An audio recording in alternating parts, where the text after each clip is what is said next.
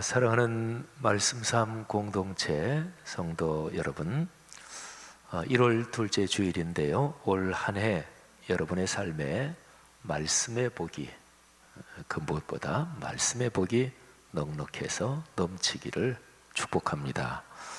공예배에서 선포되는 설교, 또 개인의 말씀 묵상에서 깨달은 주님의 뜻을 통해서 여러분의 삶의 현장에 하나님의 말씀이 100배로 결실하기를 축복합니다. 유일하고 완결된 계시인 66권 성경 말씀이 깊은 묵상을 통해서 삶에서 작동합니다.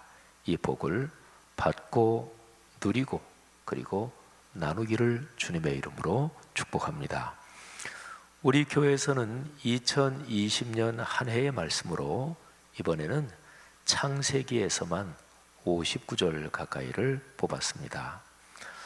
창세기의 이야기 흐름을 따라가면서 거기에 담긴 하나님의 메시지에서 오늘날 우리에게 이런 게 이루어졌으면 좋겠다, 그렇게 갈망하는 구절을 선택했고, 그래서 우리 교회 성도님들이 그 50개 가까운 구절들 중에서 하나를 뽑으신 거지요.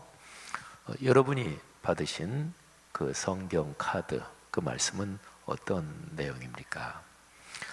창세기는 66권 성경 전체에서 참으로 귀한 가르침을 담고 있는 책입니다. 무엇보다 하나님께서 천지를 창조하신 이야기가 창세기에서 보석과 같은 이야기들이죠. 타락과 그에 따른 형벌, 그리고 그 타락의 형벌을 극복하는 메시아 예언의 시초가 창세기에 또 나옵니다. 아브라함, 이삭, 야곱, 요셉, 이 네 명의 신앙 선조를 중심으로 신앙 선진들의 삶에서 드러나는 인간 삶의 다양한 이야기가 창세기에 기록되어 있습니다. 그리고 특별히 그 삶의 모든 상황을 섭리하시는 하나님의 뜻, 그 하나님의 손길이 거기 담겨 있습니다. 저는 작년 11월과 12월 두 달 동안 이제 다가올 새해를 품고 깊이 기도했습니다. 이런저런 여러 가지 상황들을 생각하면서 다른 어떤 해보다 제 마음의 간절함이 절절했고, 또 그래서 기도가 깊었습니다. 11월까지 우리가 보신이 참 좋았더라 앱으로 묵상한 게 창세기였죠. 그래서 11월까지 창세기를 묵상하면서 창세기의 감동이 제 안에 컸고, 그리고 그 감동이 이제 12월로 넘어가면서도 그 진한 여운이 제 마음에 이어지고 있었습니다. 12월로 넘어가면서 보신이 참 좋았더라 종이책 복간호가 발간됐죠. 우리 여러 장로님들의 또 성도님들의 격려 덕분이었고, 또 하나님의 섭리적인 은혜였습니다. 종이책이 중단된 지 5년 2개월 만에 복간된 것이지요. 12월부터 마가복음을 묵상했는데, 그러면서 제 마음에 설렘이 가득했어요. 주님께서 제게 은혜의 문을, 날마다까지는 아니지만 하여튼 계속 묵상하는데 은혜의 문을 마구 열어주셨어요. 그럴 즈음에 쓴 글이 2020년 말씀 카드 한쪽 면에 실린 다시금 창조하소서 하는 시입니다. 그 시의 중심 내용은 하나님께서 거룩한 말씀으로 우리를 다시금 새롭게 해주십시오, 우리에게 새 힘을 주십시오 하는 간절한 제 마음 또 기도를 그 시에 담았지요. 그 시를 쓴 날이 2019년 12월 17일에 썼는데요. 그때 제가 쓰면서 제일 마지막에 창세기와 마가복음의 품에 안겨, 이런 표현을 거기에다가 써놨어요. 여러분들이 이제 뽑으신 2020년 말씀 카드, 거기에 시가 다 써 있겠지만 제가 한번 다시 낭송을 하겠습니다. 하늘아버지께서 당신의 뜻을 담아 하늘과 땅을 만드셨습니다. 사람에게 말씀을 주셨습니다. 한 처음이 열릴 때 말씀이 있었습니다. 말씀이 비틀리고 꺾이면서 사람이 사람됨을 잃어버렸습니다. 사람이 돌보는 자연의 자연스러움이 망가졌습니다. 약속의 말씀에 삶과 죽음을 걸고 끝나지 않을 것 같은 기다림을 부둥켜 안고 설렘으로 믿음의 길을 떠난 사람들이 있었습니다. 그 먼 옛날에 아브라함, 이삭, 야곱, 요셉입니다. 아버지, 우리를 새롭게 하소서. 말씀으로 다시금 창조하소서. 하늘을 여시어 그 말씀이 지금 여기 우리의 일상과 인격에서 말씀삼 공동체의 큰 강물로 흐르게 하소서. 복음의 말씀을 표적으로 증언하게 하소서. 오늘의 아브라함, 이삭, 야곱, 요셉을 축복하소서. 사랑하는 여러분, 우리 교회 공동체 여러분과 저 우리 모두가 오늘의 아브라함, 이삭, 야곱 그리고 요셉이 되시기를 주님의 이름으로 축복합니다. 창세기에 기록된 대표적인 신앙의 선조가 12장부터 50장까지가 바로 그 네 분이에요. 아브라함, 이삭, 야곱, 요셉. 그들이 받은 복이 무엇일까요? 그것은 하나님이 주신 말씀이 성취됐다. 말씀의 약속이 이루어졌다. 그게 복입니다. 그러니까 말씀이 그분들 삶으로 이어진 것이지요. 바로 말씀 삼 운동이죠. 말씀과 삶이 어우러지는 거룩한 운동이 기독교 신앙의 심장입니다. 하나님이 우리에게 주신 가장 큰 복은 66권 성경이고요. 지금 우리가 살아가는 삶에서 현재 진행형으로 누릴 수 있는 가장 큰 복은 바로 66권 성경 말씀이 우리의 삶에서 살아 움직이는 것이지요. 여러분, 그런 복이 충만하기를 축복합니다. 2020년의 말씀으로 우리 교회에 어떤 사람이 창세기 18장 17절을 뽑았습니다. 오늘 제 설교 본문이에요. 여호와께서 이르시되 내가 하려는 것을 아브라함에게 숨기겠느냐. 자, 이 말씀 한 절, 여러분들이 뽑으신 것도 다 한 절인데요. 이 말씀을 받은 그 사람은 이 구절의 앞뒤 문맥을 읽으며 관찰하며 묵상했습니다. 그러니까 작년 송구용 신예배 전에 그 말씀을 뽑고 그리고 계속해서 그 말씀의 앞뒤 문맥을 관찰하며 묵상했습니다. 성경 말씀이 내 삶의 복이 되려면 앞뒤 문맥을 살펴서 묵상해야 한다는 것을 이 사람은 늘 기억하고 있었습니다. 창세기 18장 17절 말씀은 아브라함이 하나님의 천사들을 대접하는 그 이야기 가운데 나오는 구절이에요. 소돔과 고모라 성의 타락이 극심해서 하나님께서 상황을 파악하시려고 천사 셋을 보내십니다. 그 천사들이 아브라함이 사는 곳에 들러요. 아브라함은 그들이 천사인 줄 몰랐습니다. 하지만 아브라함은 늘 어떤 사람이든지 나그네를 극진히 대접하는 그런 생활 습성을 가지고 있었고요. 그래서 아브라함은 정성을 다해서 천사들을 대접합니다. 그리고 천사들은 아브라함과 사라 그 내외에게 내년 이맘때쯤 너희 부부에게 아들이 있을 것이다 하고 예고합니다. 그때 아브라함의 나이가 99이었습니다. 어쨌든요. 그리고는 이제 천사들이 길을 나섭니다. 근데 그 상황을, 그 성경 말씀을 잘 보면은요, 그 상황이 참 아주 드라마틱하고 그리고 그 상황이 우리에게 감동을 줘요. 창세기 18장 16절, 17절. 그러니까 우리 교회 어떤 사람이 뽑은 카드의 말씀이 17절이죠. 근데 그 앞에 16절 한 절까지 같이 제가 한번 읽습니다. 그 사람들이 거기서 일어나서 소돔으로 향하고 아브라함은 그들을 전송하러 함께 나가니라. 여호와께서 이르시되 내가 하려는 것을 아브라함에게 숨기겠느냐. 여러분, 상황이 어떤 건지 이해가 가십니까? 한번 상상을 해보세요. 아브라함이 천사들을 이렇게 전송합니다. 그리고 천사 셋이 이렇게 떠납니다.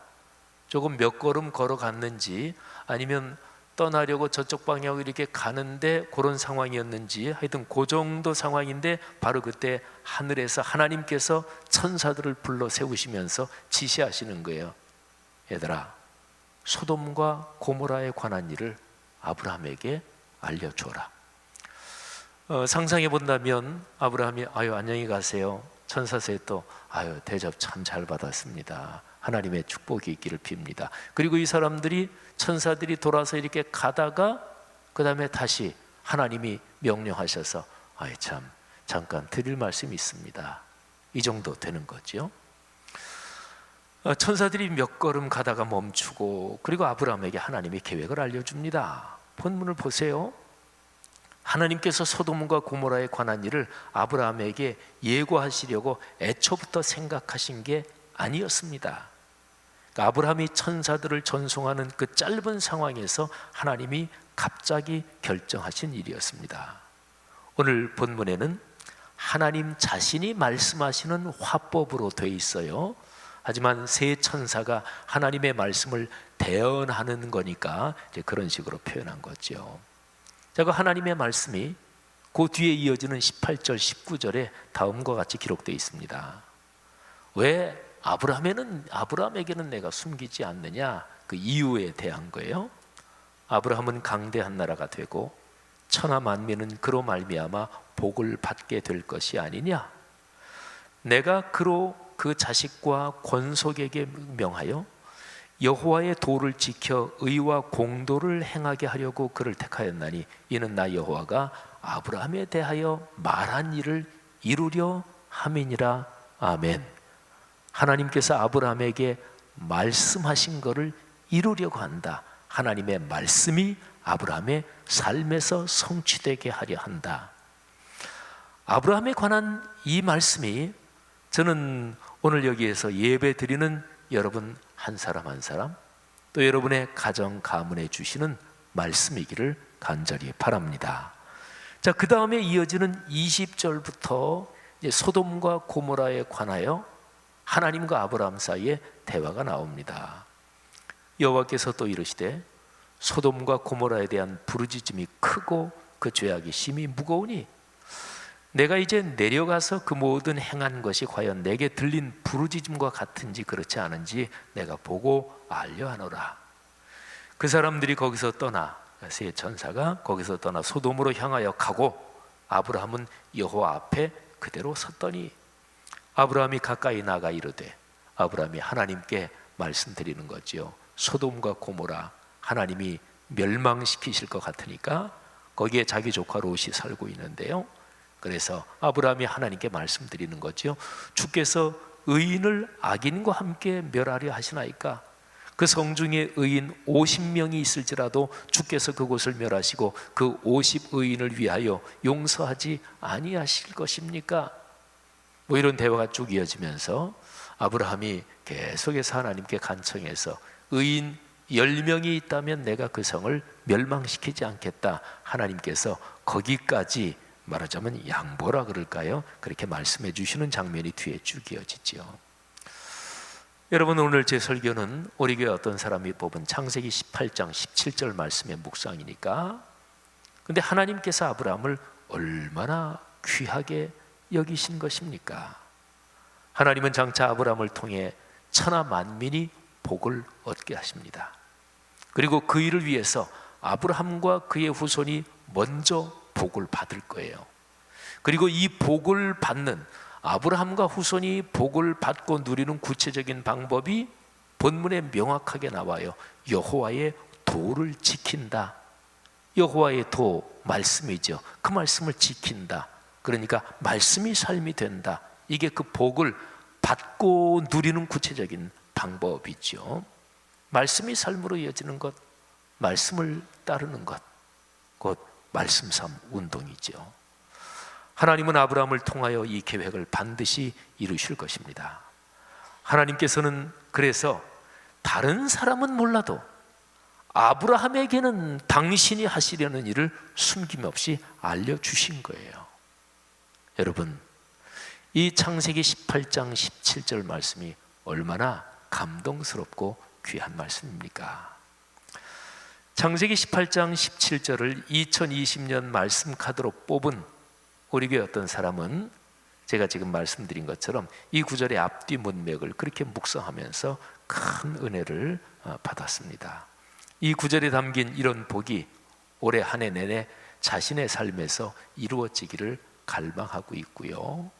그리고 이 사람은 올해 1년 내내 이 구절의 문맥을 따라 더 깊이 묵상할 거예요. 창세기 지금 18절 앞뒤 문맥 거기에서 묵상했는데, 그러면 이 구절 하나님이 아브라함을 그렇게 여기신 게 창세기 전체에서는 어떤 의미를 갖지? 또 신구약 전체에서는 어떤 의미를 갖지? 히브리어 성경 원어를 보면 이게 어떤 뜻이지? 1년 내내 이 구절을 묵상할 것입니다.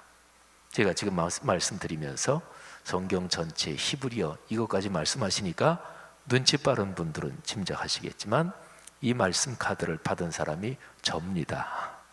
그래서 제가 작년 연말에 말씀 카드를 뽑고 지금까지 계속 그 말씀을 붙잡고 시간 있을 때마다 묵상한 거를 오늘 여러분들에게 말씀드린 거예요.